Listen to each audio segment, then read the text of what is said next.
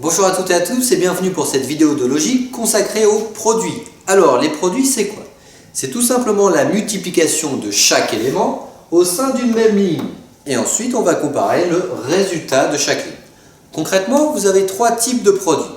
Les produits constants, ça signifie que lorsque vous multipliez le premier élément avec le deuxième fois le troisième, c'est égal par exemple à 14. Et du coup, à chaque ligne, vous allez avoir un résultat identique, c'est-à-dire un résultat constant. Donc je peux très bien avoir 271 qui correspond à 2 fois 7 fois 1 égale 14. Et j'aurai donc toujours la même chose, égale 14.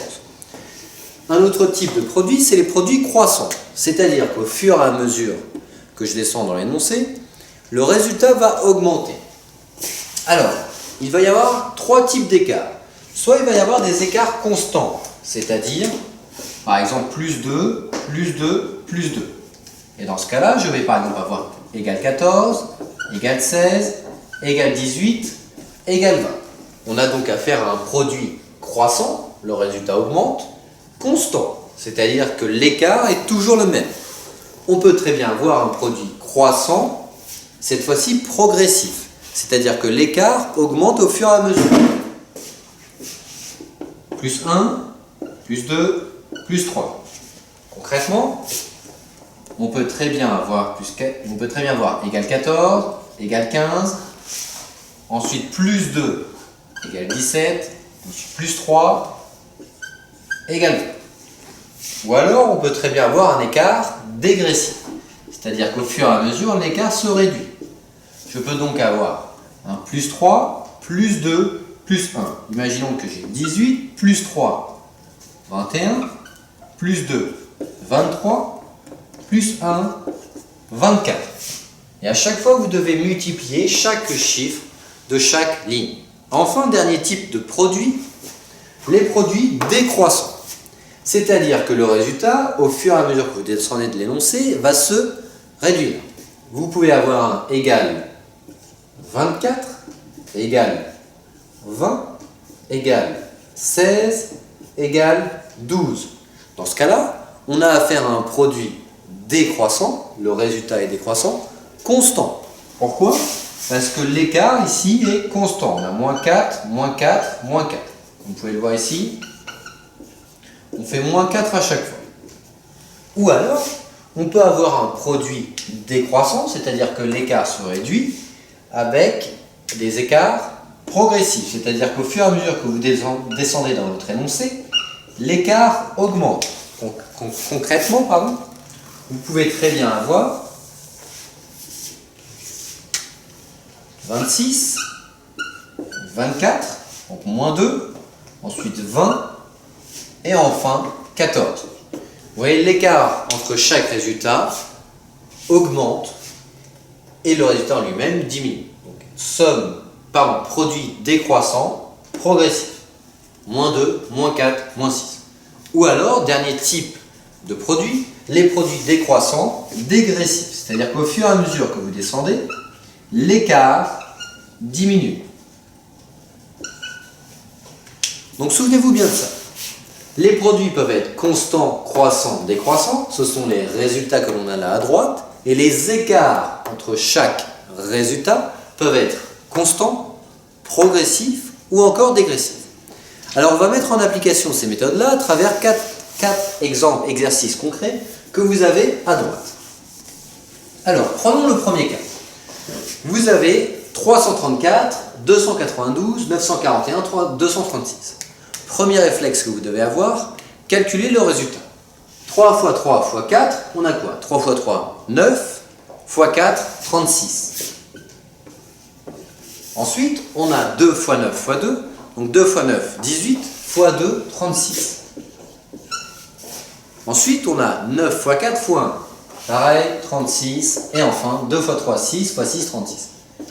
On se retrouve donc avec un produit constant, étant donné que le résultat est toujours le même. Votre élément manquant devra donc faire 36. Donc on pourrait très bien avoir 3 fois 2, 6, fois 6, 36. Passons à l'exercice suivant. Première étape, on calcule le résultat de la multiplication. 2 fois 4, 8.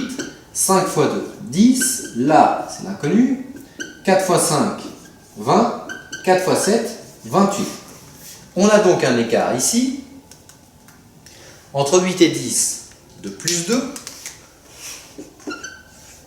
Entre 10 et l'inconnu, on ne sait pas. Entre l'inconnu et 20, on ne sait pas. Et enfin, entre 20 et 28, 8. Donc les deux écarts qui nous manquent, ça va être quoi? On a 2 en haut, 8 en bas. Ça va donc être plus 2, plus 4, plus 6, plus 8. Donc si on fait plus 4, ici on devra avoir 14. Et la multiplication devra être égale à 14. Donc on peut très bien avoir 2 fois 7, 27. Et donc du coup, 2 fois 7, 14. Ainsi, on a affaire à un produit croissant, étant donné que le résultat augmente. 8, 10, 14, 20, 28. Produit croissant avec un écart progressif, étant donné que l'écart augmente au fur et à mesure. Ouais. Passons à présent à l'exemple numéro 3. Première étape, comme auparavant, on calcule le résultat de la multiplication. 2 fois 3 fois 2. 2 fois 3 fois 2, donc 2 fois 3, 6 fois 2, 12. 1 fois 7 fois 2, 14. Là, l'inconnu, et là enfin 2 fois 3, 6 fois 3, 18. On a donc affaire à quoi? 12, 14, inconnu, 18. Notre élément manquant, la multiplication de ces chiffres, devra donc être égale à 16.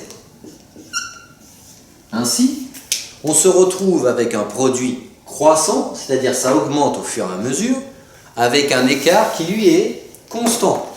Plus 2, plus 2, plus 2. Vous voyez, produit croissant, le résultat augmente, et l'écart entre chaque résultat est toujours le même, donc avec écart constant. Enfin, le dernier cas, pareil, toujours la même chose. Dans un premier temps, on calcule le résultat de la multiplication. 4 fois 3, 12, fois 6, 72. 7 fois 4, 28, fois 2, 56. 3 fois 2, 6, fois 7, 42. L'inconnu, on ne sait pas, et 2 fois 2, 4, fois 5, 20. Calculons à présent les écarts que l'on a. On a donc, entre 72 et 56, on a donc, jusqu'à 64, 10, on a donc 16. On a donc un écart de moins 16. Entre 56 et 42, on a donc un écart de 14. Là, c'est l'inconnu, on ne sait pas. Et enfin, on a 20. Ainsi, si ça fait moins 16, moins 14, la suite logique voudrait que ce soit moins 12, moins 10. Donc moins 12, 30. Et enfin moins 10, on tombe bien sur notre résultat de 20. Ainsi, la multiplication de chaque chiffre de l'élément manquant devra être égale à 30.